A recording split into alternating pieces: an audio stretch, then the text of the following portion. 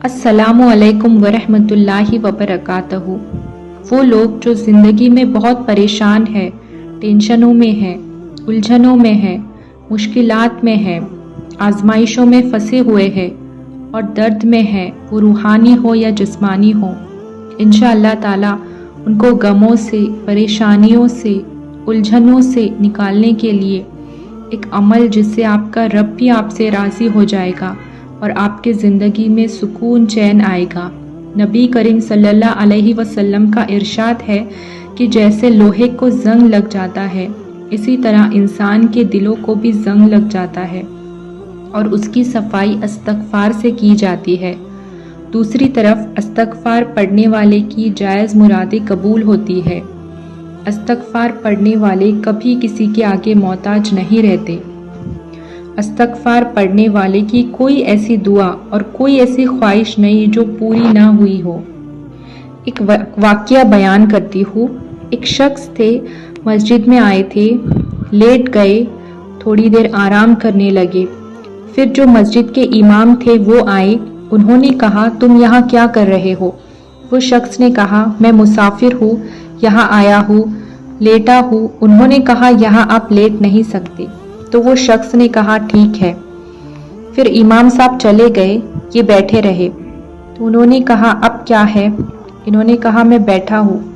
तो इमाम साहब ने कहा कि आप बैठ भी नहीं सकते। उस दौरान एक शख्स वहाँ से गुजर रहे थे। उन्होंने कहा इमाम साहब से इन्हें मैं अपने घर ले जाता हूँ, और उन्होंने इस शख्स को घर लेकर गए, चारपाई बिछाई ताकि मेहमान आराम कर सके। उस शख्स ने अपना बर्तन लिया और आटा गूंदने लगा।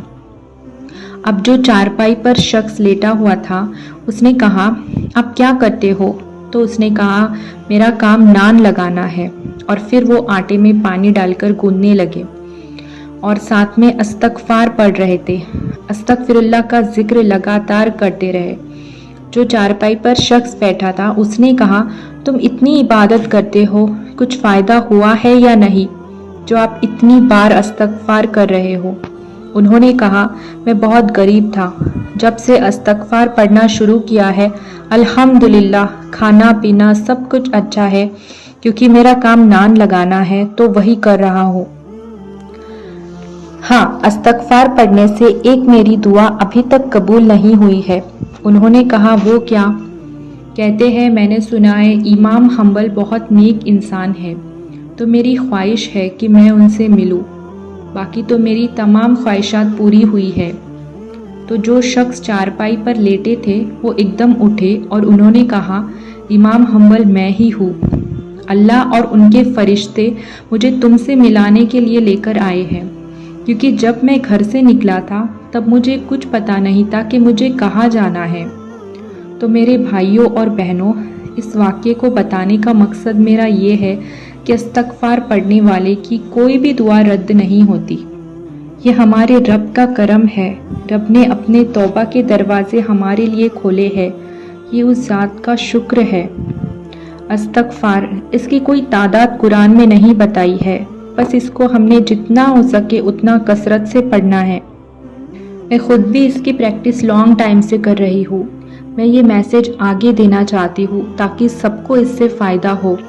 सिर्फ इसको जितना हो सके उतना रेगुलर बेसिस पर पढ़े, इंशाअल्लाह आप इससे खुद ही रिजल्ट देखोगे।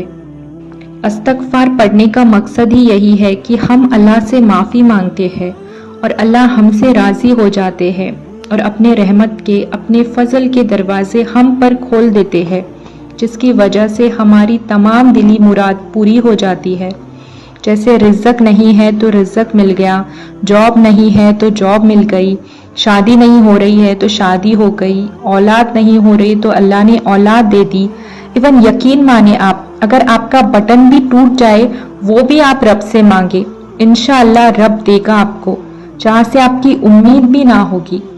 ऐसी जगह से रिज़्क़ अता फरमाएगा जहाँ से हमारा गुमान भी नहीं हुआ होगा। तो मेरी सबसे यही रिक्वेस्ट है कि आप इस अमल को ज़रूर करें और आप सबकी इस्तग़फ़ार जर्नी जैसी भी हो वो हमसे आप ज़रूर शेयर करें। इस्तग़फ़ार के ज़िक्र से आपकी लाइफ में जो भी चेंजेस आए हैं वो भी हमसे ज़रूर शेयर करें اور مجھے اور میرے گھر والوں کو اپنے دعاؤں میں یاد رکھیے. Thank you so much.